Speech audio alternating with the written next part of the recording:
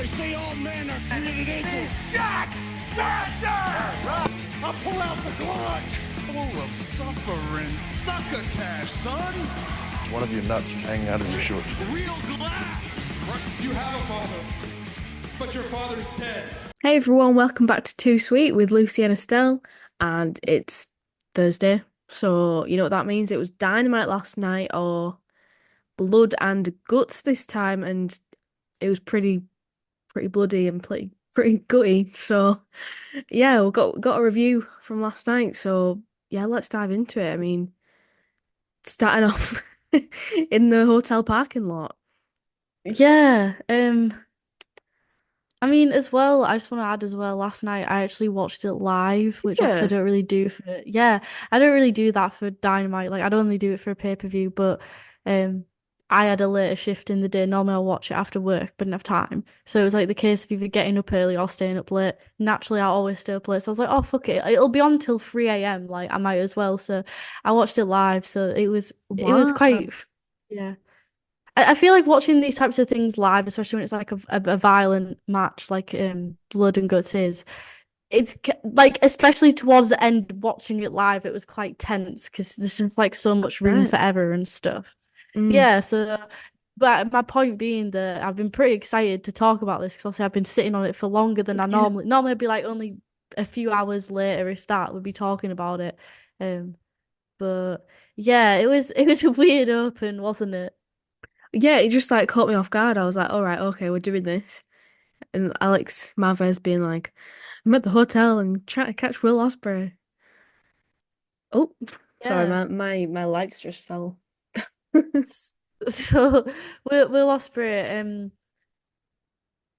yeah, he came out and he was about to drive to the arena, but his tires were slashed obviously by MJF. So then he demands Alex Marvez gives him the keys to his car. Marvez abides and he just drives off. And I think what made the segment was Marvez's comedic scream at the end, just a Yes, ah. that's exactly It was what I was gonna brilliant. say as well.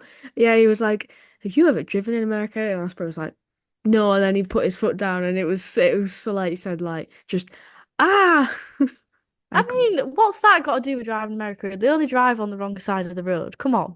He suddenly forgot yeah, like all capability to I mean, pull away. how hard can it be?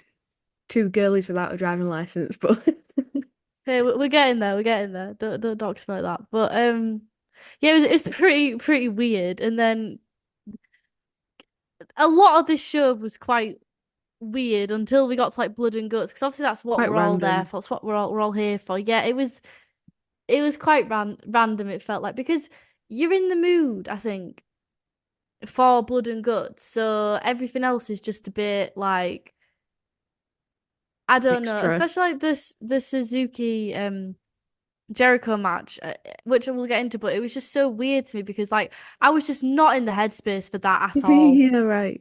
Yeah, because it's like it had been announced in advance and quite a lot of the stuff already like it wasn't like it caught you off guard, but it was just like, okay, Just a it's this weird now. pacing.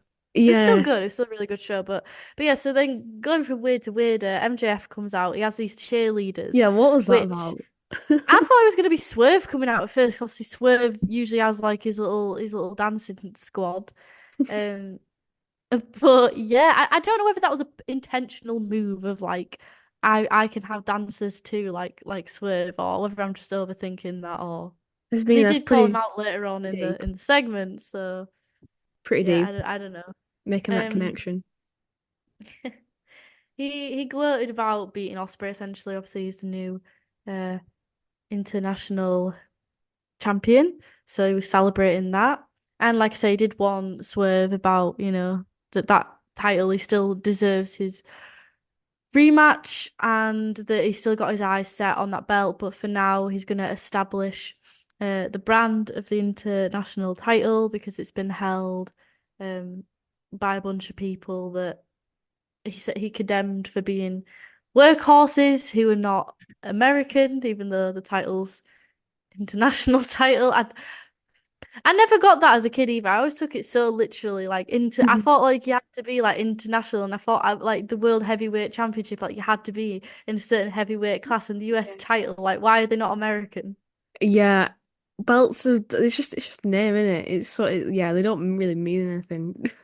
As a kid, I just thought it Apart from the meant like cruiserweight, I thought it just that was meant like the they only one. yeah, that's the only one that Cruiserweight ever as follows well. the rules, isn't it?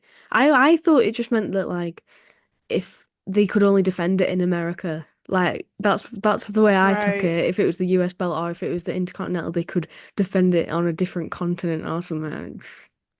So daft. Yeah, and he took in some shots at Osprey. He brought up his grandma Such dying. cheapy. Should Like dig a grave next to her, but far away because she's a fat skank. yeah. And before that, he was like, "Oh, I got such an easy dub over you. I did it so quick, and no cheating was needed." So blatantly lying about the match, going straight into calling his dead nan fat, and then telling the fans to shut up straight after. So Yeah, it's just like, just firing on all fronts, like everyone is enemy. That's an interesting comment though about the potential of obviously the Swerve feud, and something people were saying is MJF a true villain or is he all talk and no bite? Because people were saying that if there was, and I can't remember exactly the person who was talking about this, it's someone within the realms of wrestling media, um, but they were saying that MJF isn't like as villainous as he comes across as, like it's all threats and all like cheap comedy. But mm, then like you look at Swerve and what he does in his feuds and how like especially when he was heel before he kind of won the hearts of the fans by being an underdog, being everyone's boy and then becoming a world champion. Um but his streak of violence,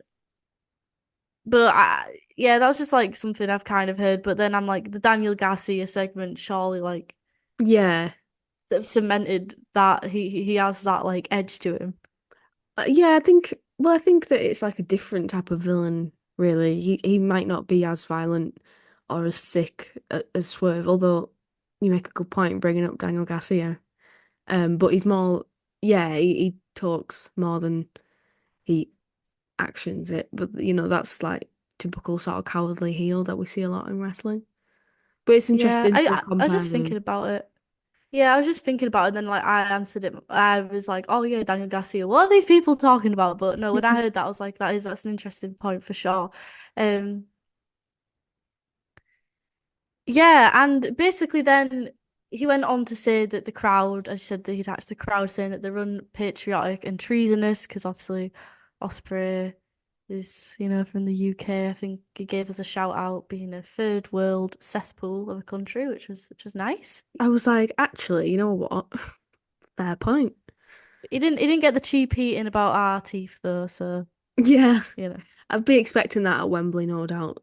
Just And someone's the gonna be food's bad. like, yeah, Can't forget that one. fish and chips on a Tuesday. Something like that. Oh, Right. dear. Um yeah, what was really ironic in all this for me is because all obviously the crowd was fully behind Osprey, but usually in these types of all American gimmicks, the crowd. Cheer. I'm sorry, I was gonna say my fellow Americans. I'm American, but like my Americans out there who are watching this, but you are My patriotic. dudes. My dudes. If I can get on your level, like when they come over and they start singing the national anthem and stuff, like. Mm, I remember that and on SmackDown Live. I were about 12 years old. Lillian Garcia comes out singing the American anthem. I'm like, this is awkward. But do you Yeah. know what I mean? Yeah, The, yeah, the yeah. typical American is very patriotic, especially, if you want to bring it further out to the political landscape. I just Yeah. found it very interesting It that the is. all-American patriotism is the heel Yeah, it is interesting. It's like subverting the in typical America. It wrestling makes thing. sense going to Wembley and Yeah. doing all that. But to get that over in America, and yeah, I was quite surprised at that crowd reaction, to be fair. Yeah, it is. It is really interesting because it's like I think it's something MJF is no doubt doing on purpose. He's like, right, like typically this is your wrestling thing. You got your Hulk Hogan, you got your John Cena, like this American hero. So let's flip that on its head and make the American hero the heel in America. And then that's setting it up perfectly for him to be the perfect heel at Wembley. But the fact that he can do it in front of an American crowd and it still works is really Yeah. clever. But funny that people were cheering when the belt was revealed, though. I mean, that just proves your point that I think that typically quite, like patriotic and stuff, people would started chanting USA when this. I know I skipped ahead a little bit, but yeah. Yeah, no, that the belt, what do you think of the belt reveal? It's not often that we get like redesigns and people having unique champions. I mean, obviously, Acclaimed got like the little scissor pink belts, but I don't feel like it's that frequent in AEW that we get these unique designs. So it yeah, well, what do you make of it? I mean, it's entertaining. It's something different. I wasn't expecting it at all. Don't get me wrong, it's ugly ass, and like I'm not a fan of the belt, but like the concept, I think it's really funny. That Yeah. MJF would take this international title, and the whole point of it is like global wrestling, and just be like, nah, fuck that. I'd be interested to see like where they go with it. If the next person who has it, do they take it back to what it was before? But I love like custom belts and like making it unique. Like, We should tier rank all the custom belts. yeah, what a good idea. What a good idea. Um, Brian Danielson's compostable belt up there. yeah, because S tier obviously being environmentally conscious is clearly a heel move. of Only in planet. WWE. But yeah, it was perfectly achieved what it set out to do. It was garish. It was, as you say, it's not an aesthetically pleasing belt, but it's all American. It is USA, USA. Um, yeah, I mean, you knew a belt design was coming out as soon as you saw that they had the table and the cover. You knew it was coming, but I thought it was just going to be like a more personal, blinged out to Max's taste. Maybe has Mm, like a little mm, Burberry print on it or something like that. But I didn't think that we were going down this route. mm. And what made it even better was the fanfare after. So we had this sort of like marching band, we had streamers, we had a flag. Not only did we have the flag, he had his face in place of the stars on the flag. It was just a great caricature. And like I said, So the extra. initial reveal of the belt, the USA, but then it generated heat, which was just such an interesting spectacle for sure. Yeah, it's crazy. Like it's how's the psychology of that? How does that work? Like you're because then he was like he said something like straight after the belt was revealed, like, oh, I appreciate that you guys like the belt, but let me be clear, I'm not talking about insert city here when I'm talking about USA. It's again like it's the cheap heat Yeah, and it's his hometown. It's his small suburban hometown mm, in Long Island. Uh, yeah, for sure. It it's interesting as well because it's like I say, people have tried to do this before. Like Cody Rhodes kind of teetered on that it's like that homelander sort of gimmick. But I think it makes a lot of sense, and it was really exciting, like you say, for Wembley and All In. What a perfect setup! I mean, it's just one of those things that works in wrestling. Is you're yeah. not from my country, you're bad. Like it's so terrible, but it Yeah. fucking works every time.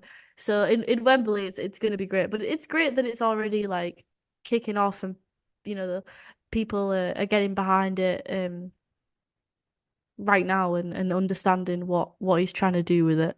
Yeah, and people are cheering Osprey like a lot, like organically because they like him as a wrestler, which God, he's so over.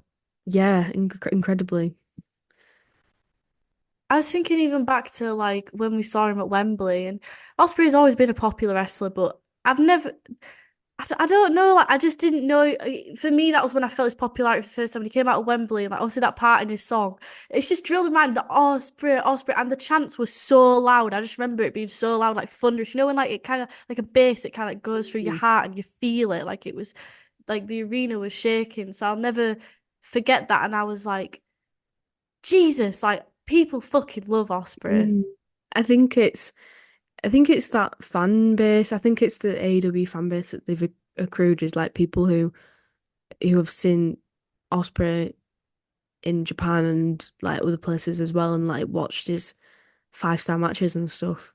And I don't know, it just seems like that sort of fan base and they really appreciate him. I think, yeah, and especially at Wembley because he's English as well. A lot of people there would have probably seen him like on the indies like up and coming, so it's even nicer like to see him do so well. But to He's have that super underdog popular. status even now, like that underdog popularity of like, that's my boy, like that's what it feels like. It's like that's Yeah. my boy. But you know, he's so he's arguably the greatest wrestling ring worker of like the current generation of wrestlers. He's primed to be in the world title picture pretty much as soon as this feud's cut. Like you think you'd push him to the moon. He's like the top baby face. So the fact that people are still like treat him like that is quite insane, really, because he's kind of in his legacy era sort of thing, in my opinion. Like he's not so it's not like this is like his Yeah, first skip around the block. Like, yeah, it's his so first skip around the true. block with American television, but I think that's quite an achievement that like it's so organic and he's so over to the degree that he is, and it just doesn't feel forced at all. That's so true. Yeah, I didn't really think about it like that 'cause that's kind of that the way I was looking at it was like it's kind of like he's sort of fresh and new and people like you say like oh that's our boy. Um, but you're right. He's like obviously he's project projected to go all the way to the top. He's not really that underdog, but it does still have that feeling, that vibe. Yeah.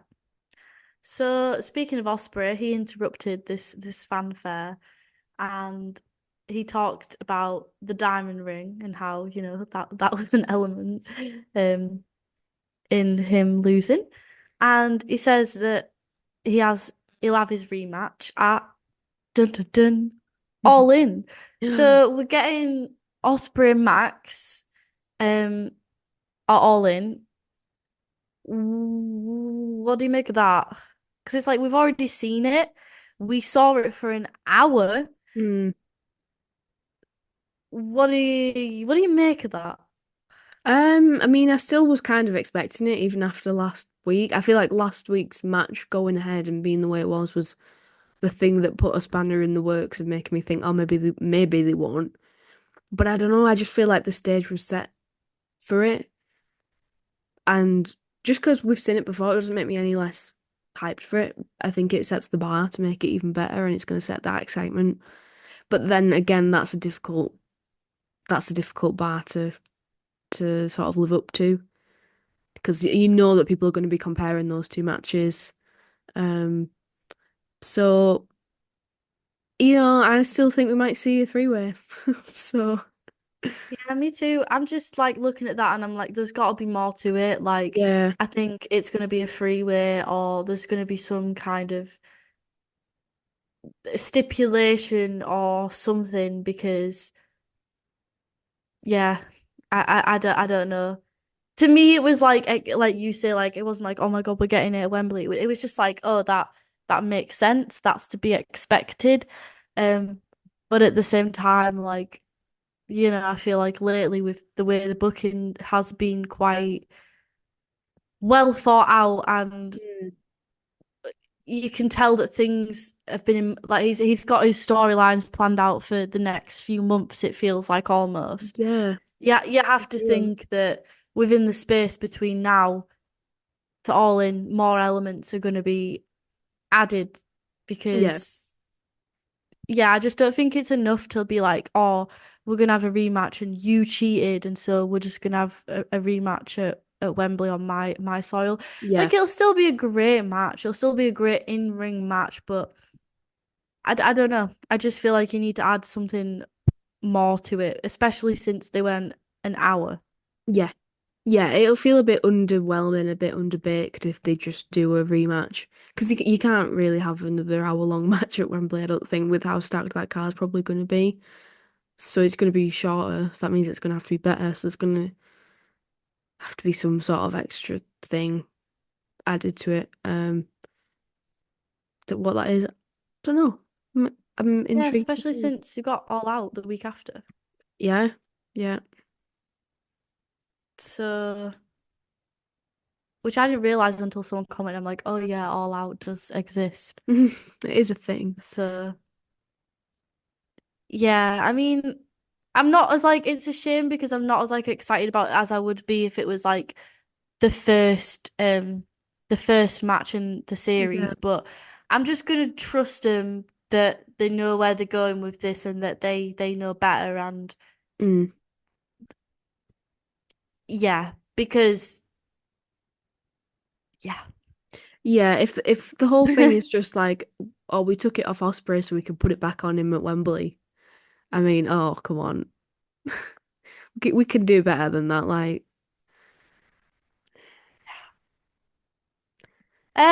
So we'll just have to monitor that situation, to be honest with you. Not much else we can say, but that was a really fun opening segment. I thought it was, definitely yeah. brought the vibes up, and still, even though we're a bit down on the idea of it just being a simple rematch, um, it was quite like thrilling. Another match added to All In and just helped that continue the build. So yeah, excited to see where this character of Max's is going to go next. Whether he's just going to just I'm excited to see how he continues it. Whether he's just going to come out in like the All American attire, whether he's going to start paying tribute to Hulk Hogan, maybe Oh my God, is he in the gonna wear ring. that? Is it like Mr. America mask that he wore that one time, Hulk Oh Hogan? God, I bet he'll do something like that.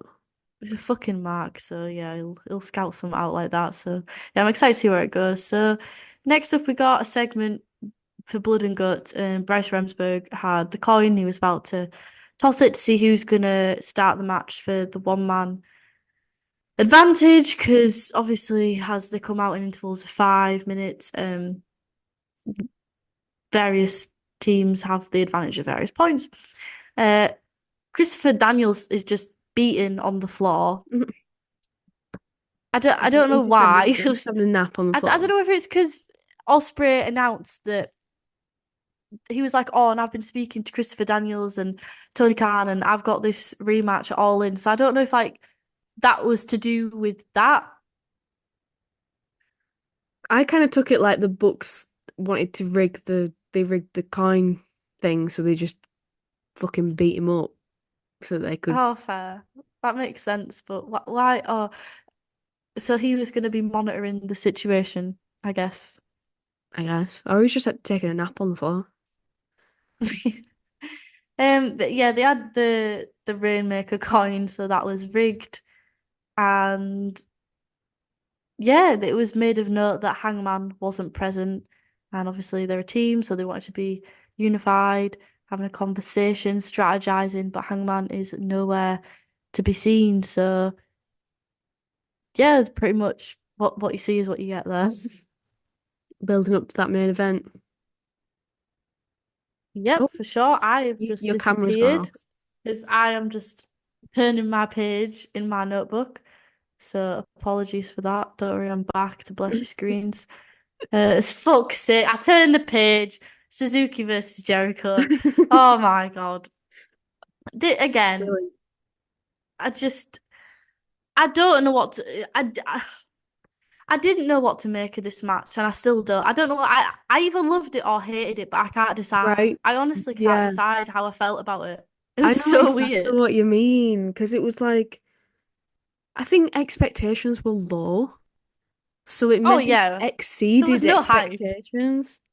Like because it was kind of fun, but it wasn't a good match.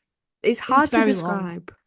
It was very, very, very long. Yeah, it went over an ad break, didn't it? It I was like think the type of match that people who hate AEW criticize AEW for, and you could mm, just, I'm like, oh no, this is gonna go viral, man. This is gonna go viral. This is just like feeding the flames, fanning the flames of the tribalism. Like, don't yeah, do this. yeah, Don't do this to me. yeah, for sure. I think for a Jericho match, it was fine. For For a a Jericho match, it Suzuki was bloody match, brilliant. For a Jericho match, it was a 10-star match. And you know what? He seemed really locked in and he seemed to be like really in, like a lot of times in a Jericho match or a Jericho segment, he looks like he's just going through the motions, but mm, you could tell he was genuinely excited to be in that. And that did bring something towards it alongside the crowd that were very hot for it, which I'm grateful for because it made it a little bit less painful. yeah, yeah. For a Jericho match, good. For a Suzuki match, not great. Like, these are the standards that we're measuring it on. Boring for the most part. Um, all those chops, Tired. I mean, just chops, just for like 90% of this match, no other move was used. Yeah, the chop was spammed. The square button, Yeah, the it's like PlayStation when you controller play was spammed. a kid at like Street No, Fighter, me. No, and never they mind don't a know what kid. they're That's just me playing any fucking wrestling game ever. doing. Like just spamming one button. No, no, I just pure panic. Yeah, But and yeah, it was a Jericho's gimmick match. he started bleeding Yeah, on the his chest titty from these started chops. started bleeding, which was cool. Yeah, like to start with, I also wrote tired. This just looks like two grandpas that like they got into a fight. It's Like just that tired, bro. Simpsons meme. It's gonna be put on that Simpsons meme where it's like Grandpa Simpson being like, "I paid you to paint my fence in 1962 and you didn't do it." And then they start fight. Yeah, I'm sure someone out there knows what meme I'm talking about. That's gonna be Yeah. overlaid with that match, guarantee. The crowd was really into it. Like we got a chop forever chant, which was nice. I thought they were saying fight forever at first, and I was like, "Shut up! Are you for real? Please shut up right now." But Oh, then I brilliant. realized what they were actually saying. Yeah, and then like at a certain point, like when Jericho started bleeding and it became apparent that they're just going to keep chopping the shit out of each other. It kind of became so bad that it became good. Mm. Yeah. Yeah. It Like was like, it oh, was this is just so we're not really trying to make this a 5-star classic. Like we're not chopping sort of to make it good and intense. We're chopping because it over and over again and it's funny. yeah, like Suzuki were doing like the no sell and stuff, and it's like you can sort of feel it out like that strong style sort of vibe, but then Jericho's just Jericho, He's I got don't know. brittle It old just, man skin that's bleeding. Bleeding out. yeah. He eventually this was broken up. Jericho landed a kick to the midsection that received boos because it wasn't a chop, so that was quite hilarious. Suzuki had a bit of a moment where he's beating down Jericho with the chair, crushed his hand, so he can't really chop, but that wasn't really played into much. He didn't really sell it. Yeah. Uh, the crowd, like I say, was into it, but it ended with a low blow to a Judas effect. Uh, so I guess like the moral is like he won without honor. They were standing toe to toe, and he took the easy way out. And after that, we got a great shot of Suzuki behind him, with uh yeah, he came up behind him. He had like the blood of Jericho on his chest and put him in the sleeper hole and then the pile driver. But then there was a beatdown by Bad Apple and Redwood, who were banned from ringside before but made their return. And then Shibata came from behind and sort of leveled out the odds. So we went back into that Jericho vortex, baby. We were in like Woo. the black hole, and then we came out and we started spiraling out again. Oh That's my God. It's It's like what we wanted from this match, right? Storytelling. fucking 2K universe mode. Insert generic running. Yeah. Yeah. This wasn't a highlight to say. Speaking of memes, I need that Gordon Ramsay meme where he's like, I can't do this anymore. I can't do this any fucking more. That's what like I'm at breaking point. I just but like I say, I don't know because it was so shit. It was entertaining, at least that Mm, chop part, because it was so bad. It was good. I still nearly 24 hours later, I still don't know what to make of it. yeah. That ending was so bad. Like the low blow, it's like, oh, all right. Good for you, Chris. It would have been more interesting if Suzuki would have just beaten Jericho down. Maybe he gets the FTW title, and you just write Jericho off for a little bit. I thought he was going on fucking tour. When's he going on this That's in, tour? babe, that's in autumn. Oh, That's always been in autumn. man, I got my hopes up that it was like really soon. Yeah, I mean, they could have sort of wrote him off or something. Have someone else get the FTW title from Suzuki, maybe like Hook or something. I don't know. It just would have been the more interesting option. Pretty much anything would have been more interesting than what we got. So then we got a Willow segment. She's about to get interviewed. Stokely was there giving her a side eye. Statlander just comes out and assaults Willow, just F5s her onto a bunch of, I don't know, Box. cases of equipment. And they just announced that there's going to be an eliminator match for the CMLL title next week on Dynamite. What's with the eliminator matches? I don't get it. Why is AEW so obsessed with them? They just love a good tournament. That's Yes, sports-based presentation, baby. but in sports, like you wouldn't have to say if it was like a tournament or something. I don't know, like the fucking World Cup. I don't know. You wouldn't have to like beat the champions and then beat them again to win the. Do you know what? I don't.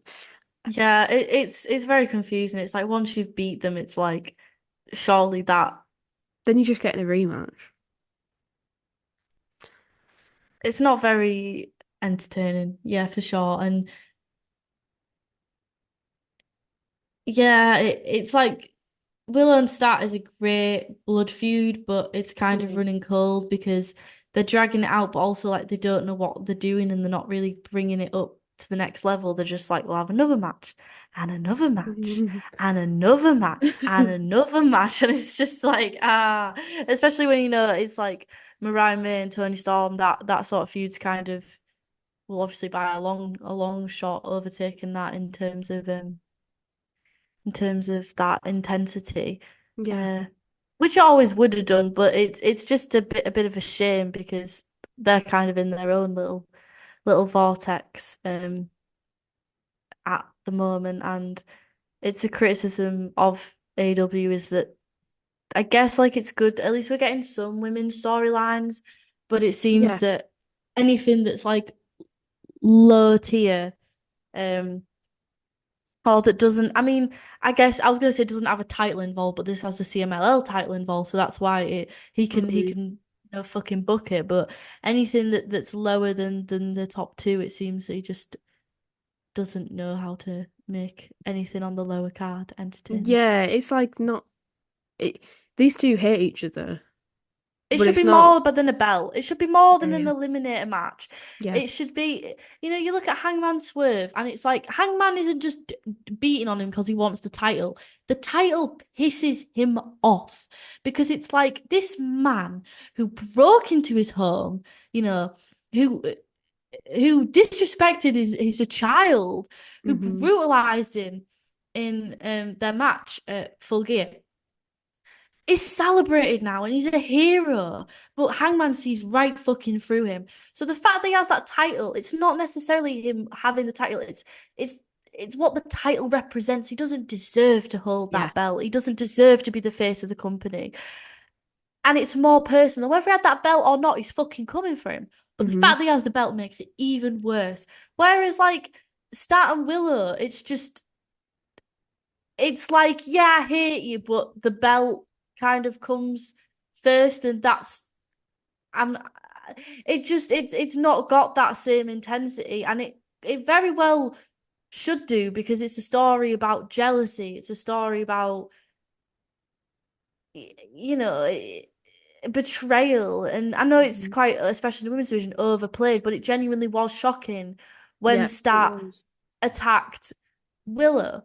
So yeah, but it just can't say, I don't know. It's just Yeah, yeah. it's just losing that like red hot intensity between them, and which is a real shame because it was so exciting, and it's like the longer you drag it out, you're not adding anything really to it. You're not giving them a chance to add a real story to it other than we're going to have an eliminator match for this belt. And it's like, what's the importance of the belt in this? It should be, it's not really, but it's never not been about the belt before. It's been more personal than about championships. So why is it now about the belt? Yeah, and especially like the CMLL title, like I'm not discrediting that title at all. I think it's fantastic that Willow won it, and uh long may the ties between the company continue. But it's not It's not an AEW title. uh, yeah, when I was a little girl, I dreamed of being the CMLL fucking women's champion, you Yeah. know? Hmm. It's not that kind of accolade. So yeah, and it kind of reminds me of like Trent Beretta and Orange Cassidy, the way that kind of burnt Yeah. out because we just kept redoing those matches over and over again, not Yeah. adding anything. It was just like, oh shit, we need to fill some time in next Wednesday. Oh, let's just do a Trent Beretta and Orange Cassidy match. Hmm. What happened with them, by the way? That did they get injured or something? Well, Trent joined the Callis family. Oh yeah, but what's little follow up with that? And yeah, Cassidy's just kind of been off TV recently. So Case in yeah, point. Case in point. and then we got another backstage bit. This was everything. So it was Danielson with Renee, and they're kind of having a quiet conversation or interview about his neck injury and how he plans to sort of self-sustain um uh for his match at Wembley with Swerve. And then we got a beautiful Jeff Jarrett pep talk, and Yeah. I need that in my own fucking life, okay? I need Jeff Jarrett to come in. Like 1 hour of therapy with Jeff Jarrett would just cure me. Like I just know it would. Like me and Jeff Jarrett, if we could just like sit down together in spoons, share a picture together, And I he'd give you think some like I'd solid advice. he He'd he solve you really would. everyone's problems. Or just like come to you in a moment of strife. He's just like comes and sits next to you like he did with Brian, just like, listen, you can do this. There's a whole Yeah. list of people who believe in you, and I'm at the top. How cute. And how often Very do you get that wholesome. in wrestling? Like wholesome mentor just vibes. Like how often do you get that type of thing of just, I believe in you? Yeah. Like it was so like raw and just so authentic Yeah, it did feel and very real. genuine respect that yeah, just a great use of Jeff Jarrett. He was saying that he was crushed he didn't win the Owen, but Danielson was the perfect winner. And he talked about how focused Swerve is because he's already champion. He's in that headspace 24/7. Danielson isn't. Danielson seems kind of checked out and he needs to do the same. And he kind of, not only was he like comforting, but he also like lit a fire under his ass of like, you need to be ready. You need to get training. Like, you need to be prepared for what is to come because, like, yeah, it's like you have people that believe in you, but it's like you have people who believe in you. Like, don't let us down. It was like that Mm. type of vibe as well. It Yes. was very motivational. Yeah, it was. It was like, yeah, I mean, I got nothing to add actually. I was don't know what I was gonna say then. Sorry. Just keep the Jeff Jarrett love coming. It's fine. Yeah, Just keep the praise coming we just for our need. favorite boy, Yeah, we all need a Jeff in our life, don't we? for Wise old sure. man. Yeah, it's just a great role that he's playing recently. Yeah, I like what they've done with him. And like I feel like people might have not took him seriously when he was in the Owen. It was sort of like, oh, what's he doing there? But then then he was speaking candidly about and they were talking about it on commentary as well, his connection to Owen, and it made it really emotional and he didn't just get eliminated and that was the end of it. It it's turned into something really, really quite nice and emotional. So yeah. Yeah, and obviously, what a feel-good moment it would be to see Danielson win the world title, especially if he's going to become a part-timer. What's the opportunity that he's going to be holding the world title again? You know, we don't really see part-timer in the main event scene in AEW. Mm. Like, unlike WWE, it's more of like you wrestle on a regular basis, you're present on a regular, but which a company like WWE can afford to do that. But AEW, it needs to have like a continuous presence at the top, Mm. just because of the stage that it's at the minute. So yeah, definitely ready for Danielson to continue his journey, and yeah. So after that, we got Shida versus Baker. It was lovely to see Shida back. Yeah. Haven't seen her in a long time. I know they were like, "Oh, it's Baker's return. It's Baker's first match," but it was like, yeah, but like Shida, like she hasn't been about in a long time. But this was a really solid match. They were just on each other. It was tight. Um, they have lots of history together, and it came through in this. And they just know each other so well in the ring. And Shida was definitely a huge standout in this match. Yeah. Just pulling out all the stops, even though like it was like obvious that she was going to lose. Um, she made it she made it shine and she made Brit shine, and it was just great. And what the spotlight should be shone on these women who have been holding the AEW's women's division down for about 5 years now. So yeah. Yeah, so true. I don't think they proved like why because they just put on a brilliant match. Um, there's like there's no build to it. It's a match on Dynamite, but it was really good. One thing that did sort of bother me about this though, I don't know if this is a thing that I've only just noticed. She does shoes. They're like got toes. It's like two-toed shoes. What the fuck? Yeah, she's always had shoes like that. Have you never noticed? No, it freaked me out. I think it's like more comfortable for her or something to like wrestling. I mean, I don't want to. I'm not passing judgment if this is like like if better for your posture or something. I don't know. It just kind of freaked me out because I noticed it for the first time. I That's was like, interesting that you just randomly picked up on it what like the fuck? today. Yeah, I don't know. I must not have been looking closely at her feet until today. Yeah. And if she wears white, she's gonna lose. That's like a other thing Oh, that she does. Because in that's Japan, sad. like white is like the symbol of death, like the color of death for funerals and Oh. stuff. So yeah, slight spoiler there, guys. But uh, yeah, I thought this match perfectly brought the pace back up because like we had that Suzuki Yeah. versus Jericho, which was just whatever it was, and then we had two backstage segments, and it brought it back up to the excitement of blood and guts, and like we're getting ready for this big violent match, and this just really like brought me back into it. Yeah, it Like I was said, for like sure.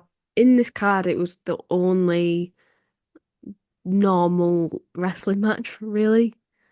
Yeah, Like, for lack of a better term, normal. You know what I mean? Like, like just straight up wrestling.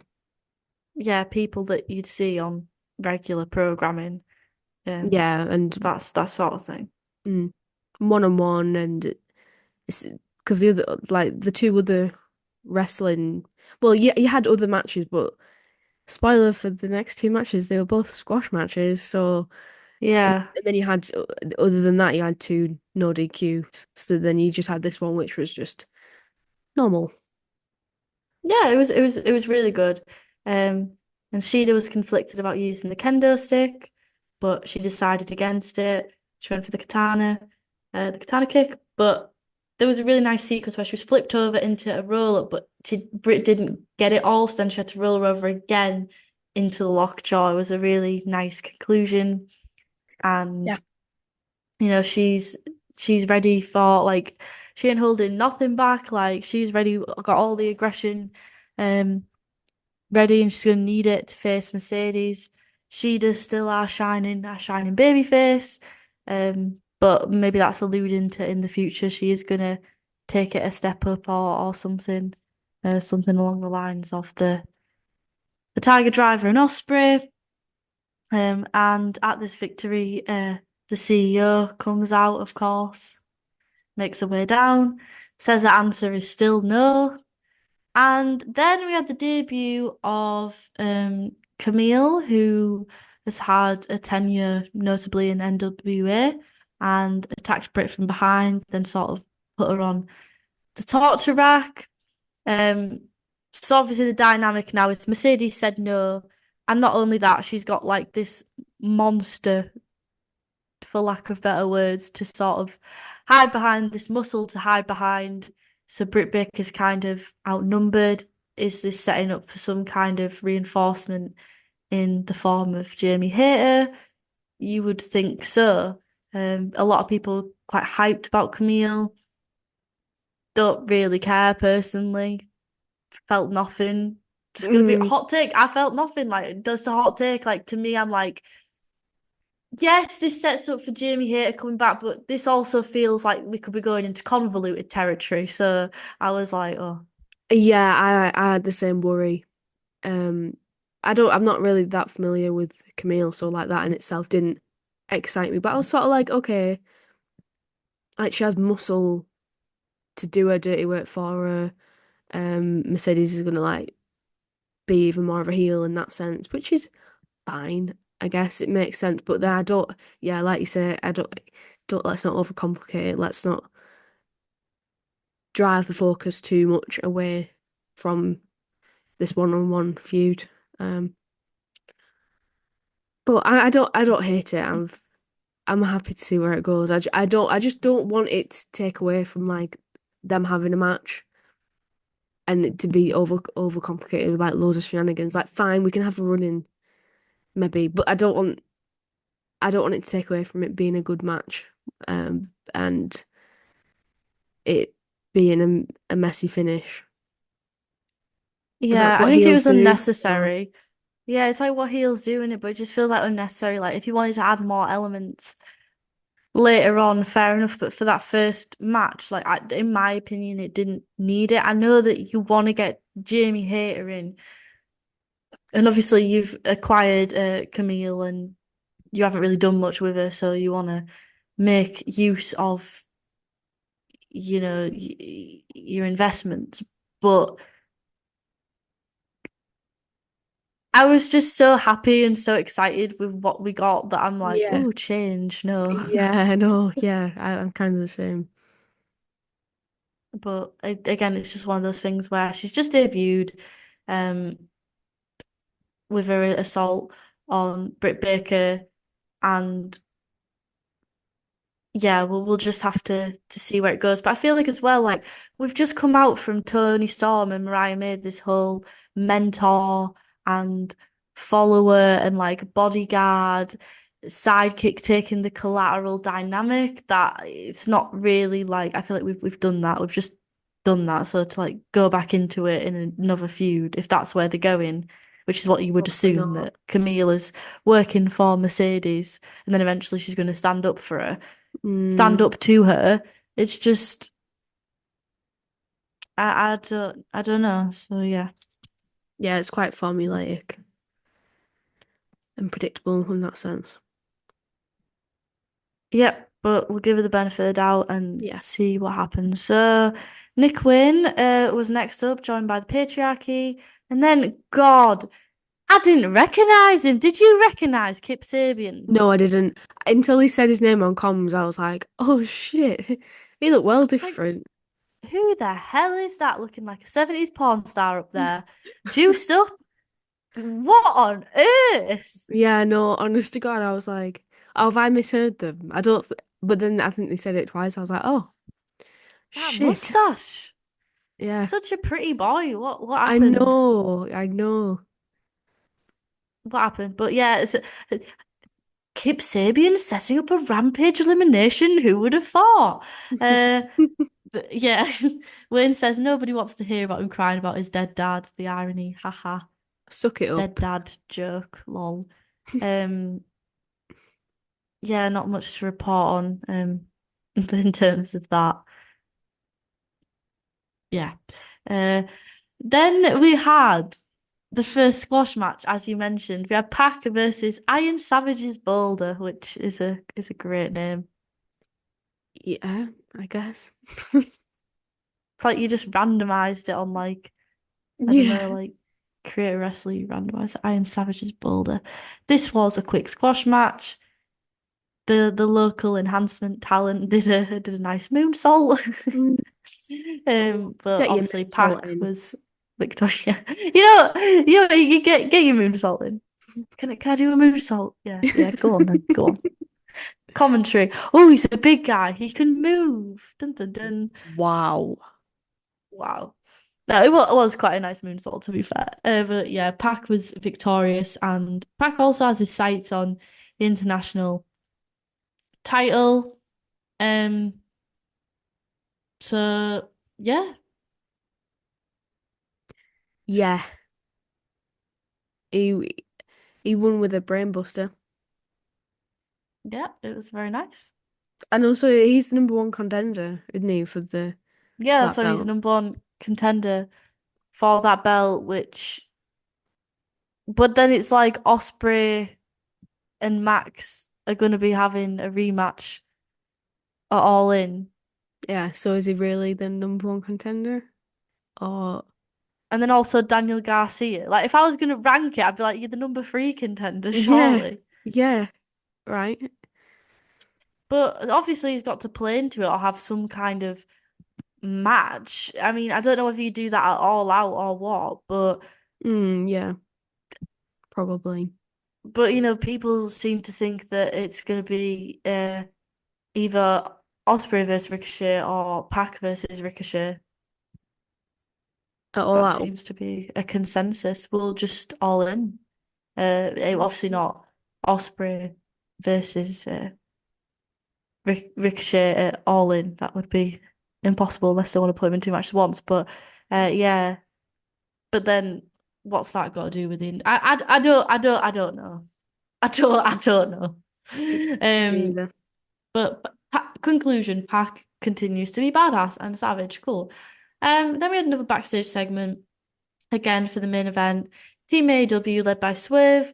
Darby says it's not about his ego, it's just about getting one up on the elite, and essentially like he doesn't like Swerve. Fractures start to be displayed. Obviously, Swerve has history with pretty much all of the men that he is with. Very they're not there because they all love each other. They're there because they hate the elite. But Matt Briscoe brings it round. He brings the moral, the vibes, and the bants, and keeps the ship afloating. Yeah, they basically don't like each other. Which, yeah, Yeah, okay, too many makes sense. egos and It's so glad, it's yeah. so nice in wrestling to see like someone not having short-term memory for once. Like they can actually remember stuff that's happened. It's like, oh yeah, I fucking hate you, but let's just Like team. that Survivor Series dementia of Yeah.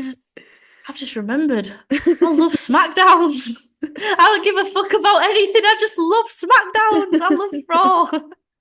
I know the authority figures have been treating me like shit, and I know like I've been I've low down on the card, and I've I feuded know with that. most of you not that long ago. But guys, I fucking love SmackDown. Like it's just like, Like yeah, patriotism, but for the blue brand. with Get the that blue brand. SmackDown t-shirt on. Yeah. Then we got the debut of Mariah May, who's going by the moniker of the Glamour.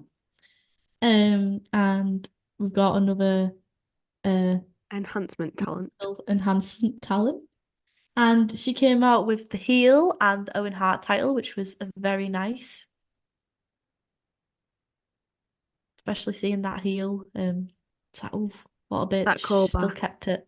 Mm. Like it's like a trophy of her, you know, keeping it with the belt. It's like a trophy, like a serial killer collecting, I don't know, like bits of the victim or something. Souvenirs. Um, I love the way she works with a height, especially that drop kick. She's got one of the best drop kicks, the missile drop kicks Mm. in the game. I don't know. I was gonna say she's tall, but then again, like I thought Rhea Ripley was tall, and she's about my height, like 5'7".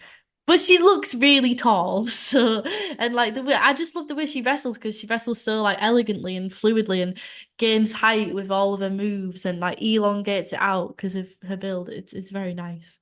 So true. Yeah. Yeah, she's very, yeah, like I said, very fluid. Very satisfying to Um, watch. Very, very good wrestler. Yeah. She hit the Mayday and could have gone for the pin, but instead she wanted to send a message, so she opted for the hip attack and then the Storm Zero additionally. Then Tony Storm's music plays, but it's a ploy, which was very nice. But Tony Storm does sneak in behind and they lock up, which, was your prediction. Mm. Because Yeah. initially you were like, oh, they'll do a sit down interview. I was like, that'd be nice. You're like, but she'll probably just run in. And I was like, oh, It's how it sick. And she normally did. works, isn't it? In wrestling, it's like, I'm gonna sneak up on you. And you're not gonna expect Yeah. it, even though I am a wrestler and this is a wrestling show. But I'm no, but I sound like I'm criticizing it, but I'm not. I enjoyed this. No, it was really nice. The refs and the security all spawned. There was a nice pull apart. Um, absolute thunderous, hot, let them fight chant, which was nice. Um, and I think the absolute highlight of what made this was Tony Storm's "Are you prepared to die? Because Yeah. I am." It was just, oh, it was great. And it's like I wasn't so into it because I wanted the emotion and I'm like just sneaking up behind her and laying an attack, do that. But then that the delivery of that line really sucked me in. I was like, okay, okay, we are so Mm. back team. Yeah, me too. Yeah, the emotion was seemed so real, and like you could feel that because sometimes when you do a spot like this where it's like, oh my God, we have to keep them apart with security, it can sometimes feel really forced. But you had that sense that she really wanted to kill her and was prepared Yeah. to die for to win this match. So yeah, love this Yeah, and feud. who would have thought that in 2024 that we'd be where we are right now, just as devoted to Honestly, Tony Storm as we are. if any of the people from the Lancaster University Pro Wrestling Society listen to this podcast, they would probably just have their minds blown because we spent all them years not liking Tony Starr and I got the piss taken out of me constantly for it. But she's won me over. She's won me This over. is why we don't work in scouting talent. Yeah. We're just like Tony Storm, she ain't got it. To be fair though, I was on the Jack Perry train when he was Jungle True. Boy. Yeah, you were. You got the piss taken out of you a lot for that. Yeah, I did. A I lot. took so many L's for loving. I know even now some people are still, Jack Perry, but I still think, I don't think he's peaked yet, guys. I think he's just gonna keep on going, Oh, I can't baby. wait to talk about Jack Perry in this upcoming match. We'll get there. Next up, speaking of the match, next up we had a video package which was narrated by Dean Malenko, which was really nice. Yeah. Malenko works at AEW as I'm pretty sure senior producer. But yeah, make use of him. Make fucking use of that man. Great voice. And Blood and Guts was announced. The cage came down.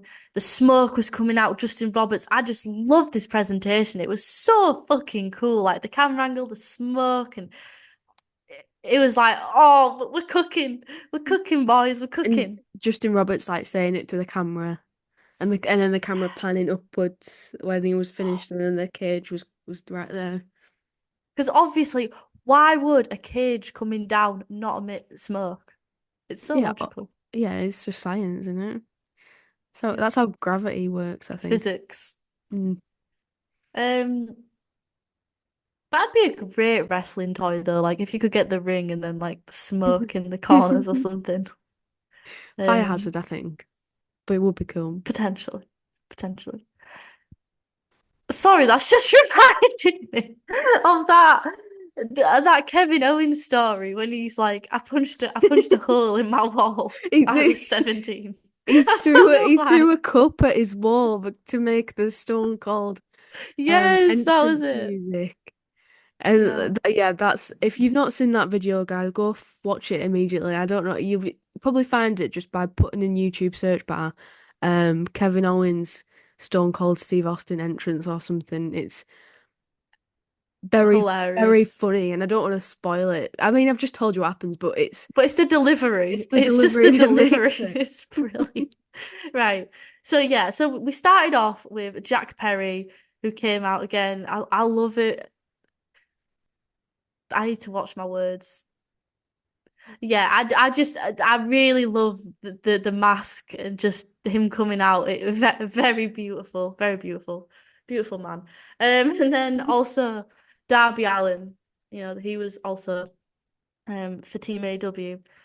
The first contender. So straight on him, not even in the cage yet. We had a moment of like brawling in the audience. Obviously, they have like a bit of a blood feud, which we completely forgot about until someone commented. Like, yeah, I remember Jack Perry being set on fire. Yes, I remember Darby Allin doing it. Yes, I remember Anarchy in the Arena. But for some reason, all the dots just didn't align. I was like, Mm. why the fuck are they doing something? And I was like, oh Oh yeah, yeah, they they hit do each hate each other. other. They try to kill each other. Yeah. We picked Um. that straight back up in this match, just straight back into wanting to kill each other. Yep. Uh. I thought, yeah, they are a great matchup, a great, I don't know, like just their build, their stature of each other is absolutely, yeah, they just work against each other really, really well. Then eventually they came back in. It was Darby that was pushing him towards the cage. He wanted to get this shit started. So next up we had Nick Jackson coming out. He brought out a briefcase. I wrote Nick always shines in these types of matches. He is the better of the books, and like I know like that they're brothers. They're very similar. They're almost like twins.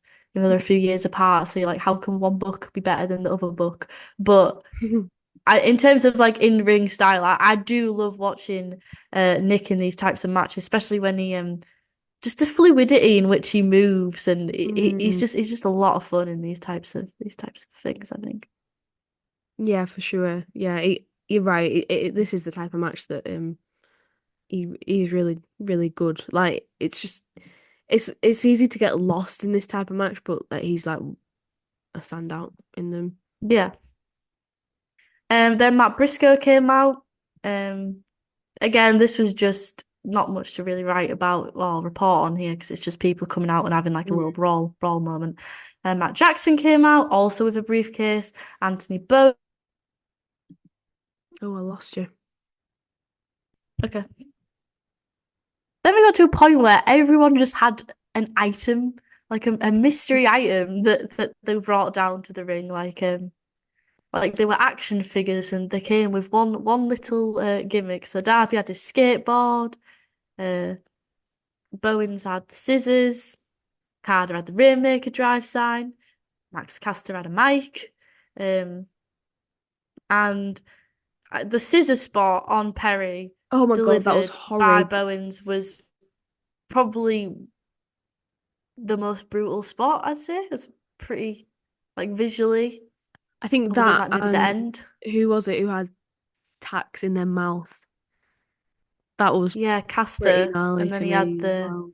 the super kick, Yeah. or the EVP trick. I can't remember which one. I think it was super kick, but But yeah, that was like he had it like he stabbed him on the head at first quite viciously, and then split it open and like pulled it into his mouth. Ugh. It was a great visual. Um, yeah, and also the barbed wire sandwich sent on, I believe it was on Bowen's. That was very nice. He was assaulted with one of the board put on top of him. One of the books did a senton. Yeah, that looked really fucking painful. And there's no way it's not painful. Because how can that not hurt? But with Hangman's music, he didn't come out yet. This was alluded to because Swerve hadn't yet come out, so he didn't. And as we mentioned earlier, he wasn't present in the meeting of the elite, so clearly off on He had his his own own sort of agenda. his own agenda. Yes. We also had a nice spot, which was the barbed wire Sesame Timbers. Uh, where Bowen's because he'd like I said he'd been sandwiched in those two boards. He had a bit of barbed wire wrapped around his leg and delivered that to one of the books. That was pretty gnarly. Mm. Swerve comes out instantly. Hangman ascends and he handcuffs Swerve to the cage and just starts like just punching him in the head Yeah, repeatedly. get them bare knuckle shots in. Yeah, I think Hangman does a really great working punch though. Yeah. Especially when I think it was Matt was speaking to him and he was kicking off and being like, "What the fuck are you doing? Like, Mm. get in here so we can start the match." Um, and he was just still like pummeling his fist down, and it just looked great. Yeah. Yeah, it did. It looked like a lot of the time in wrestling, those punches look like shit, but they definitely don't. When it's Hangman, they definitely didn't. No, yeah, they said a deal is a deal, and that didn't mean shit. But then he said you'll Mm-mm. be fired if you don't get in the ring. At that point, yeah, we're getting in the ring because. Do you think it's because he gets fired and he cares about his job? Or do you think it's because he gets fired so then he can't beat up Swerve anymore? It's probably the latter. He's like, Yeah, well. yeah, most likely. And I feel like maybe a bit money motivated as well. Yeah. He needs that money for his alcohol and his horses. Hmm. So he gets in, the door is locked, and um, Blood and Guts officially begins, which it's such an interesting format because it doesn't officially begin until like 20 minutes or whatever into it, where everyone's kind of gone into a war already, everyone's bleeding and been absolutely assaulted already, and we're only just beginning at this point. So yeah, Hangman and Okada have a moment. Um, there's definitely some tension there. Um, and Team AEW begin to fight back, even though they don't have the odds because Swerve is outside. They've kind of overcome their fractures and their egos, whereas Hangman's kind of a loose cannon, and they haven't really factored that in so much. Mm. So yeah, they sort of are able to level them out a bit. Jeff Jarrett, bloody MVP, comes down. Everyone's Um, favorite. Brandon Cutler tries to stop him, but Daddy Ass comes out as well, all of a fucking sudden, and he assists to free Swerve, and Prince Nana's there with the pliers. Um, yeah, the ring is cleared pretty much, except for Hangman, because as I said, they were Team AW, and the meanwhile is sort of leveling um them out. Swerve makes his entrance into the ring. There's now like a hole in the cage from where they've had to like cut him out. Which was a really like inventive and nice way of getting out the ring. Because in these types of matches, they have to go out of the ring. Like it's Yeah. just science, guys. But it's pretty difficult to come up with inventive ways to do that. So that was a really nice way, I thought. Yeah, yeah, I agree. Um, yeah, it was. And it, yeah, because sometimes with that, again, it's just one of them things. It's like a cliche in wrestling, isn't it? It's like, oh my God, he speared him through that steel cage and it broke. Oh my God. Or like the door broke. It's just like, yeah, yeah, I've seen this. Of course it did. Um, but it was really nice as well, Swerve being chained up outside the cage. You really felt for him. Mm, The emotions were palpable. The not just the sadness, but the anger towards Hangman, and he's the world champion. He's supposed to be the captain of his team, and he can't even fucking be in there to help him. Yeah. So Swerve comes in. He finds a staple gun, which was a nice sort of flashback to the match at Full Gear when obviously Hanger and Swerve were stapling the shit out of each other.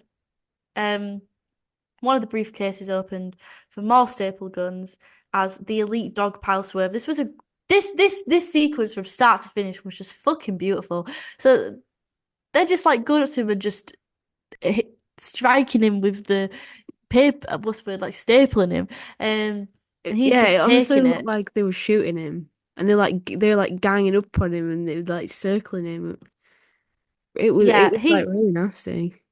yeah, he falls to like his knees. You're thinking, oh shit.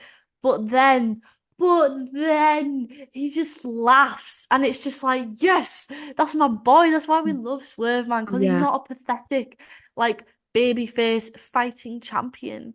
Like, oh, poor me, I got stapled. I had to sell this. He loves it. He loves this shit, and like, I just love that. It's just one of my favorite things about him, and like I said at the start of his title reign, it felt like he was quite sanitized, but I just loved that, like keeping those moments in of like he is a sick, sick fuck, and that's Yeah. how he was able to get the title. Like you don't underestimate Swerve and his thirst for violence. He's a sicko. And we're all Tony Khan sickos for loving him. We are, we are for sure. Um, Yeah, and he dishes out some staples of his own. He kind of goes against each one of them in like a bloody superhero sequence almost and takes them Yeah. out.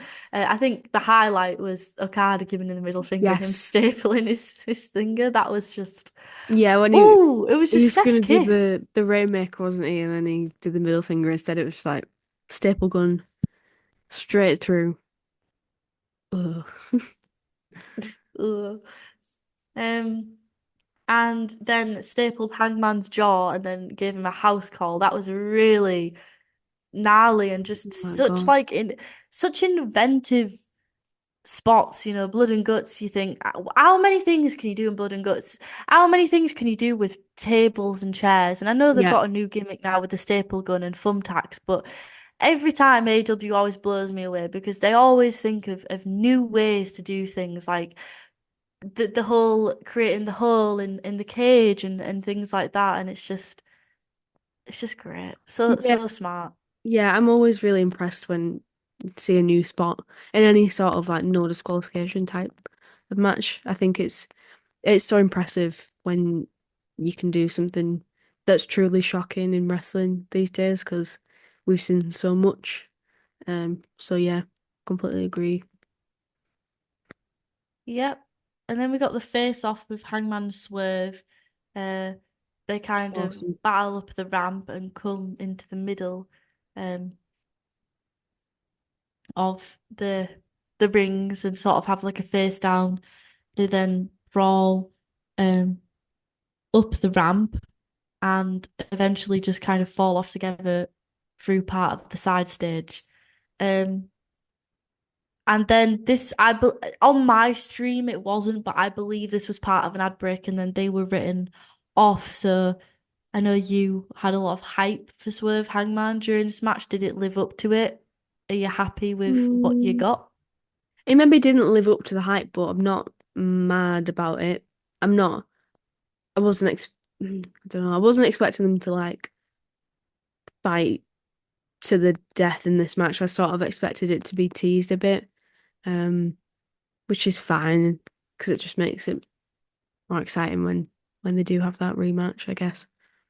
But yeah, it didn't really exactly live up to the hype. Yeah, I think the thing is with that ruined it and that ruined, not ruin, that's a strong word. Because yeah, we'll get into it. But I think what kind of lets this match down is the endings of things. Like they don't know how to conclude things. I Mm. don't think that that's how you write. Fair enough if you don't want Swerve and Hangman in the finish because you want all the focus to be on Jack Perry and Darby and the Bucks and their dynamic. And obviously Swerve and Hangman is its own thing. But I think them going through that little box thing and then that's it. It's just very anticlimactic and it's like, yeah, Yeah. don't give us everything tease. But like I don't know, do something that's more brutal looking or Yeah, more more like they definitive. absolutely like have destroyed each other and yet again they're just wiped out and they can't Yeah. even like hit each other or like get a camera shot where they're both like bleeding, maybe lying next Yeah. to each other trying to like hit each other. I don't know, just something more like that Yeah, rather I than just, agree. especially since I heard that for some of you guys it was through the commercial break. I'm like, oh, like picture in picture, like Yeah, no, I that didn't. just ain't the one. Yeah, I didn't see it. I didn't see it. For sure, it wasn't like a. I'm not saying end the feud in this match, but something more definitive, something like more satisfying, like just a more satisfying ending to be like you say. I love that idea of them lying next to each other, the bleeding out. They They've can't given put each other anything their more. all. Yeah, yeah, exactly. Yeah, it like fizzled out, and it's like that's not what you want for these two. No, especially since at the time I didn't think that was the end though. At the time you thought, Yeah, oh, they've right. gone for his box, but they're gonna come back out and they're gonna have like a moment later on. But they didn't. So like in hindsight, it's just like, ooh, that was a Yeah, choice. underwhelming. Underwhelming. Um, then we had the four table setup. Bowens was under the second one, as Nick ascended, but then Bowens came out. Um, which is nice. It's not so much like, oh, he's just going to lie there and take it. Yeah. At least he has a bit more autonomy. Um, they brawl up to the top, but eventually, Bowens is sent through the tables. He doesn't have the stability. Uh, I think like 3 out of 4 of the tables broke. It was all right. It reminded me of we were saying No, about like stop. Takesha's like satisfying table break. I don't think it was as satisfying as that Oh one, no. but the noise it Oh made no. was still really nice. Like all that cracking and oh. But yeah, Yeah. like you say, like only three of We the need more four. things in our ASMR video. We need like super kicks. We need chops. We need like people going through tables. Ooh, like a bit of kendo stick action on the back. Ooh, like a bit of belt, a bit of whipping.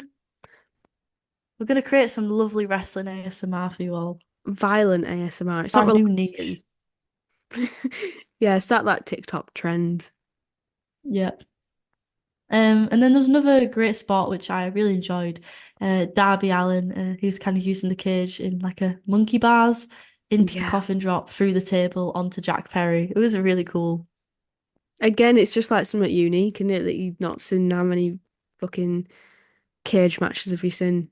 Um, not seen that before. Yeah, that was that's so Derby as well. That's just so on brand for him. Other than that, and like the start when he was sort of thrown, just ragdolled into the audience, he didn't really take that many horrendous spots, which was nice. Like I'm not complaining, which was nice. Like it was nice to sort of. Not see I him didn't kill have a himself. moment during this match where I was like, why would you do that? Yeah, I didn't have that yeah, moment, so that was quite nice. Um, yeah, I believe it was Caster opened the other briefcase where there was handcuffs. Um, so then they began to handcuff the what was left of the elite in the ring, and they handcuffed Jack Perry in almost like a crucifixion position yeah. He looked against one exceptionally side. like Jesus. Yeah. And just speaking of this sacrifice, being a scapegoat, well, what more of a martyrdom can you get than Jesus Christ? Or Raven when he got a headshot Yeah, yeah, yeah. by Tommy Dreamer. You know, what greater comparisons can you get? Um, yeah, he begins to get assaulted with the kendo stick, which it's interesting because this is not like typical. Normally, the baby face would be the one being chained up and assaulted, Mhm. surely. Yeah, like being forcefully like sort of I was gonna say decapitated, that's not the word I'm looking for. Like you don't have your arms and stuff and you basically out of the match. That's like something a heel would do and it's like really frustrating. Um so yeah, it was an interesting dynamic. It's kind of like he's that they've been terrorizing everyone this whole time and like abusing their power and suddenly they were the But powerless Jack one. Perry's not been doing that. Well, well, He's just like it's the elite. It's the books. mm, but he's been affiliated with them this whole time. Yeah, but it's like for his character in it, he's just like being sacrificed and he's just being martyred. So like even though it subverts that typical face and heel dynamic, it worked quite nicely. Yeah, Um yeah, it did. and yeah, and as this is going on, like I say, there was a kendo stick involved, there was a chair to the head. Um Yeah.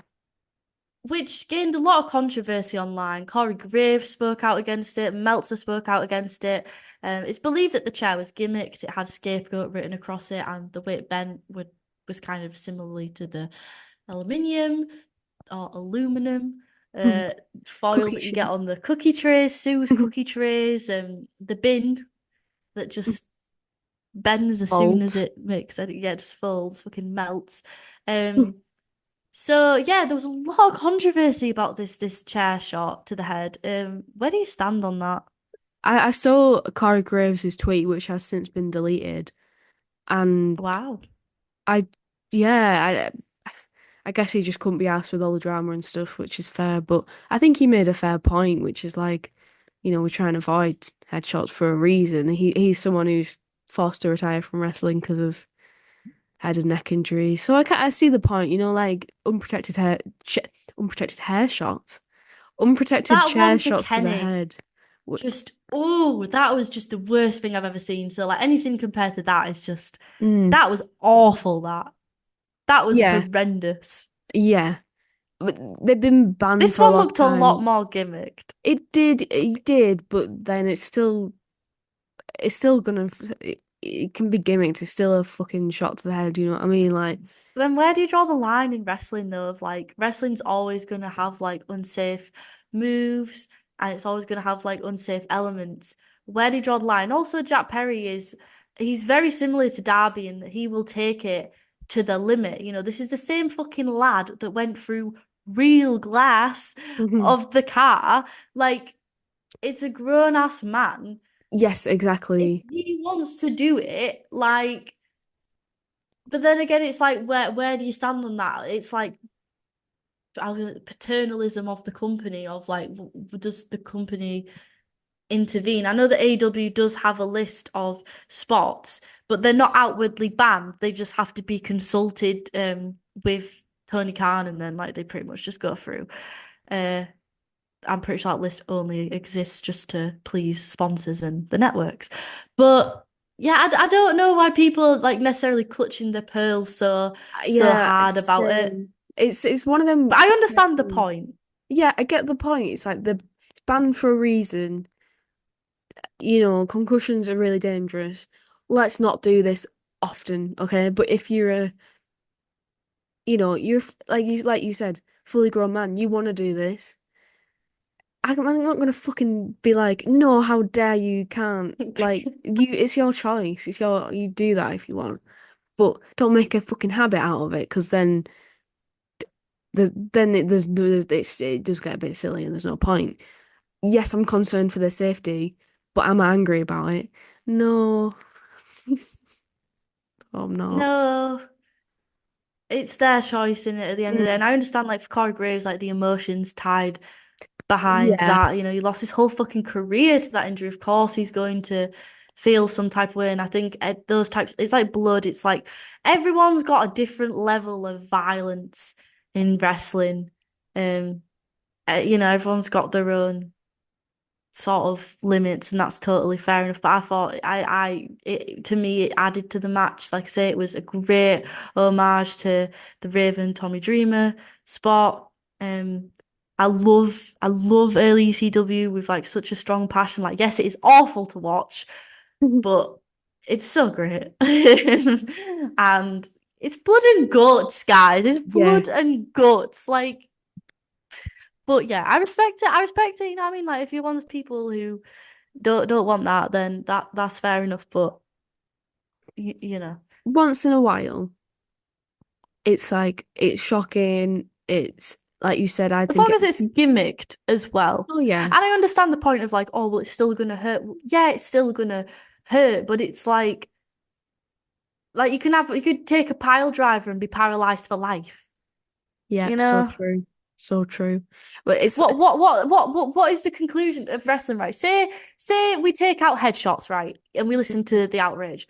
People will find something else. They will. They'll find something so else, and true. they'll be like, "This is dangerous," and this no, wrestling is fucking Inherently so dangerous. dangerous. Yeah. It's the most. It is degrading your body over time. You know, no one walks out of wrestling at 70 years old in like top condition of their No, life. they don't. DDP yoga The, exists for a reason, people. yeah, there's some sort of statistic, and I can't remember exactly what it is, and it's annoying me that I can't remember exactly what it is, but it's something like doing a wrestling match is the equivalent on the body of like being in a car crash or Yeah, something daft like that. And also like, purposefully throwing yourself on a mat. hmm and also like crashing your car at 5 miles an hour will give you whiplash. It's like, bodies aren't meant for hard knocks No. such as the ones you take in wrestling. It's inherently dangerous. For example, like the Styles Clash is so, but it's injured a lot of people. It's really dangerous. But we still do that because there's a way to do it safely. We Yeah, the see curb that a stomp lot. as well, when Yeah, that was banned. yeah. Um, but yeah, I just feel like people will always find something, but it's like, what do you do? Just wrap them in cotton wool and Hmm, and there's a reason why these people are earning millions and millions and millions of pounds, true. and some of them are earning £20 in a burger, you Right. know, Yeah. and For they're doing a hell of a £20, lot worse for £20 in a fucking burger. yeah, They're doing a hell of a lot worse. for Don't a hot go dog watch and a CSW, guys. Don't go watch that. for a hot dog and a handshake, maybe don't take an unprotected chair shot to the head. But then again, that's your choice. That is That's your your life, choice. baby. Yeah. So,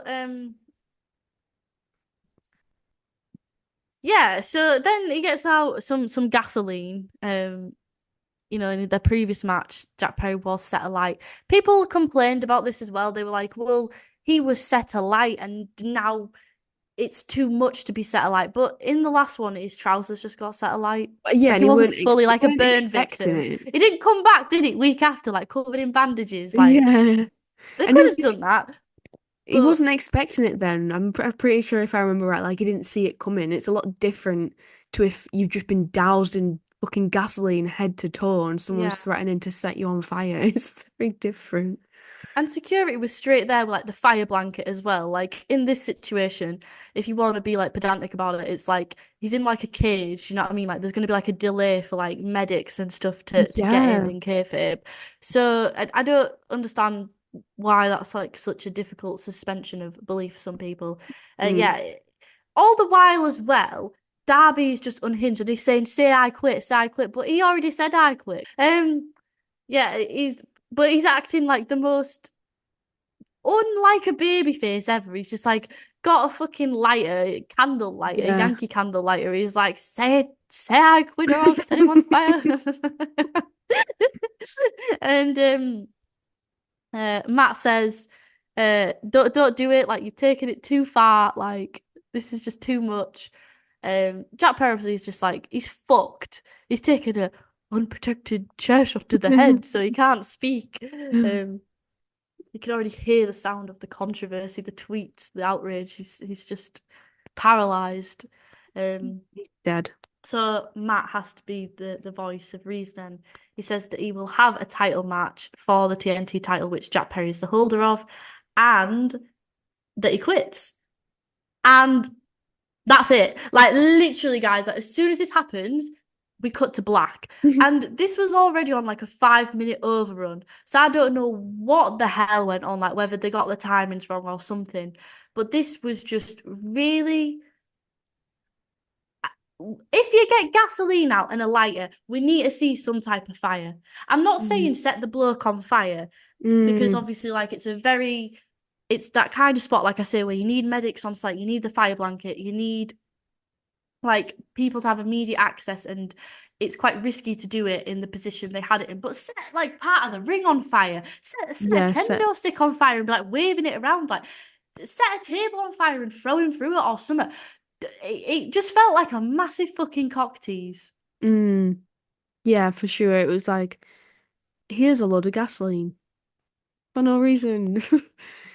Yeah, I totally agree with you. It's like, why even bring up the possibility of fire if we're not going to see it? I Mm. mean, I get that it's dangerous and you'd want to end the match to avoid it, but It's logical, but from like a wrestling match to me, it's like a rhythm, it's like a song, like it's like a dance, like it should follow like beats and it's like got its own tempo. I don't know if that makes sense. Like when we watch it, like yeah, pacing is a massive part of it. And you've got the climax, but then you could still have that really fast, I quit, and then cut to black, but like it just needed. And I really like the ending as well. Like, I really like the idea of Jack Perry paying the ultimate sacrifice. It wasn't up to him though. He didn't want to quit. He would have been happily mm, set on fire. So Jack Perry didn't look weak. Jack Perry walked out of this looking a million fucking bucks. He probably yeah, walked out of it looking the best out of everyone, I'd mm, argue. yeah. Um, and Apart that's from going to play into Okada, the who didn't tension. take anything at all. Sorry to interrupt you, but Okada literally did not take any sort of hardcore bump whatsoever. I feel like he took something, but you're right, he didn't take much. That don't What a work for the Rainmaker what a Bros. legend! How do you know he took a staple to the finger? He posted it on Oh, Instagram. not the finger. Yeah, we don't know. We don't know when he'll be back in action, but yeah, it was especially like watching it live as well. It was just, but I do love it. I love the idea of it. I just don't love the execution. Right. Yeah, that's fair. Because it was, like you say, it was so abrupt. And it was kind of Which they're like, going to be. Those types of matches are going to be. If you design a match where it ends on fucking surrender, it's always going to be a bit awkward. But mm, as well, another thing is in Blood and Guts is it's very common for someone to quit for someone else. And I don't think that should be like the majority rule. That should be like the minority. yeah, Someone should be like emancipated and absolutely not emancipated, but that's not the right word, but like absolutely fucked, and they can't even speak, and they have to lift the hand, and like then they surrender that way if you don't want to vocally do it. But it just feels like a bit common now for someone to like interrupt and be like and quit for them on behalf of them. yeah. Like the more you see that, the less impactful it becomes. You just become used to it, accustomed to it. So, yeah, I think you're right. And it should be like a big deal, especially in wrestling when it's so like built on honor and all this, like respect and like pride. Yeah. Um, I don't know. It's just like I said, love the idea of it. I'm really looking forward to Darby versus Jack Perry. Hopefully we get that all Yeah. in. Um, hopefully that's when the TNT title is at stake. You would imagine so. You would imagine that also it would be a violent match. I would think so. Um, 100%. Yeah. but yeah, it just needed a little bit something, and then Hangman and Swerve being written out the way that they did. And it's difficult because I had a lot of fun. I had a lot of fun watching it. It was just that last minute that it took me out of it, Yeah. sadly. Yeah, I enjoyed the match. Um, like you say, it was just that it was a little bit underwhelming, the finish. Yeah. Especially because it's like Team EVP or the Elite or whatever. You just don't picture them do like just it being like that, it should have been more intense. It didn't feel very conclusive, did it, though? It didn't feel No. like, oh, it felt like they've fractured the elite, Yeah. and Jack Perry's going to realize that he doesn't need um Matt and Nick Jackson. And, there's always things for Jack Perry to do. I mean, hell, the patriarch, how much history has he got with Christian? How much history has he got with bloody Luchasaurus? There's other things the mans can go and do. But it just didn't feel like we've defeated the bad guys. No, it didn't. It felt like we've picked up the win. Like for now, What does that mean, though? What does we've that managed to pick mean? up the We've win. picked up, we've got a win over him. Yeah, they're still your fucking bosses, though. Mm. Yeah. It's like a moral victory, but there's no like material, nothing material to it. Yeah. Um. Yeah. So that was blood and guts, guys. Yeah.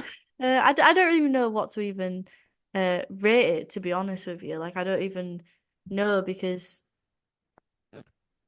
like, it was fun. It was a roller coaster of emotions, but it's difficult to know where I stand because, like I say, like the Suzuki Jericho match, like I just don't even know how I feel about that. And like you say, like it was a weird show because we only got one real um wrestling match on it, to Yeah. be honest with you. And then the Blood and Guts it was on par to be the best Blood and Guts of all time, in my opinion. But then the endings just really vacuumed out a little bit.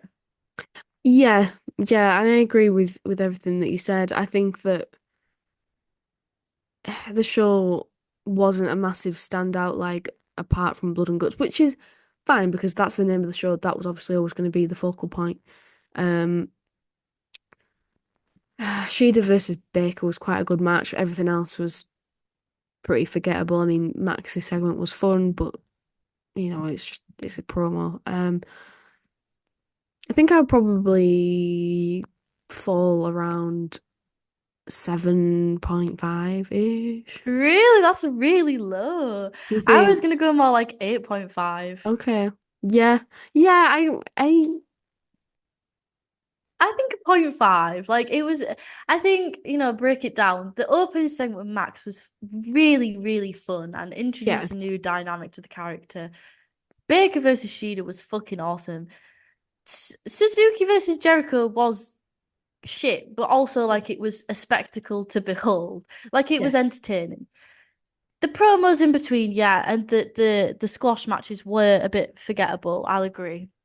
Um, and Blood and Guts, though, I think You think it pulled it it in? had some real highlights in it, like Yeah. Yeah, it did. Hangman, the face off that we got with Hangman and Swerve, and we can't let the end. It's sad because the ending to like totally cloud our vision of what we felt in those moments. Mm-hmm. Um, Yeah, you make a good point. I don't know, maybe it is an 8, but I don't know. I don't know. Maybe I'm it's like watching it happy. live or something, but I thought it was fun. I'm happy to be optimistic. I mean, the way you broke it down was very convincing. And Um, also the Tony Storm segment was yeah, that was really great. good. That was really good. Yeah, I think, yeah, 8.5 is fair, I think. I think had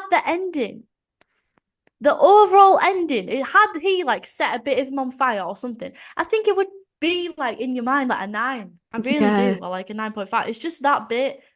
Yeah, you're I'm not probably saying right. don't dock a point for it, don't like take away from it, but It, it still yeah, in the was. grand scheme of the whole match and how long it was and how good it was in terms of like, it was exciting and there was story in it as well. The finish, although it is the thing that you remember because it's the last thing and arguably the most important, is quite small compared to all of that. And the imagery of Jack Perry just being crucified, Yeah. it's just great. Hmm. Yeah. So we'll go with an 8.5, 8.25. Let's do 8.5. Okay, we'll round it up. Um, yeah, and then just two tiny bits of news. Just got some injury updates. So Sky Blue, this is 3 days ago, is currently injured. She's got a broken ankle. Return timeline is currently unknown. Hmm. And Jay White got injured, guys. It's a sad day for us all. Oh, He injured his foot during his match against Hangman. They don't expect him to be out long as it's not serious, but it was Alvarez reporting on that, so take it with a grain of salt. One would hope they can recover by All In because it would be great to see him there. yeah, I hope. I hope so. I know you'd be gutted if he wasn't there. I know, no Kenny, no Jay White, probably no bloody Takeshita, Man. no Jeff Jarrett. Refund them tickets. Refund. I demand a refund. No Adam Copeland. Never seen Adam Copeland wrestle before. I was quite looking forward to that. It's all the more reason to go back next year. Yeah, for sure. For sure. And I wonder what it's going to be as the card is becoming more and more shaped out, like how it's going to measure up to the first one. Like the first one, it had the element of being like the first of its kind. So like the second one has to live up to that. But I think the fact that we're seeing people that we haven't seen wrestle before, like we've both of us never seen Danielson wrestle, it's quite incredible, really. Yes. Yeah, I think it's sort of like a make or break show, isn't it? For it's like, yeah, like you say, you can do the first one and it's the first time and it's amazing. You need to follow up somehow. So yeah.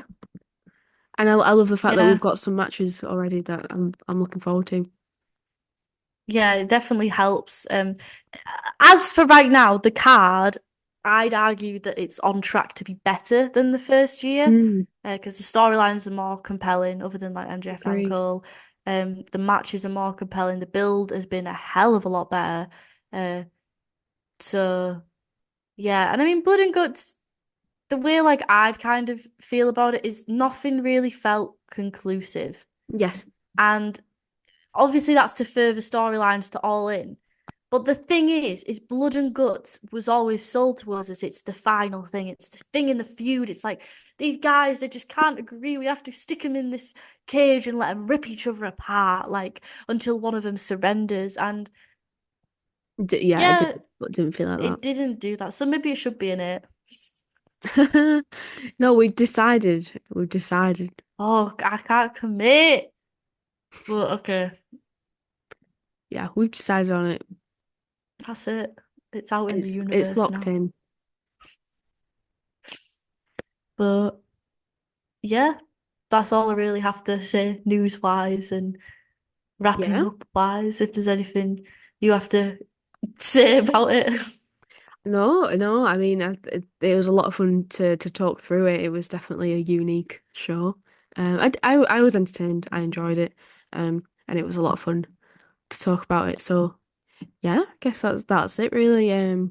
So let us know what you thought in the comments. Always really interested to have a discussion and hear other people's thoughts. And yeah, subscribe if you haven't already and leave us a like. And if you're listening on Spotify, give the podcast a rate as well. That'd be amazing. Yeah, thank you so much for watching. Thank you. See you next week.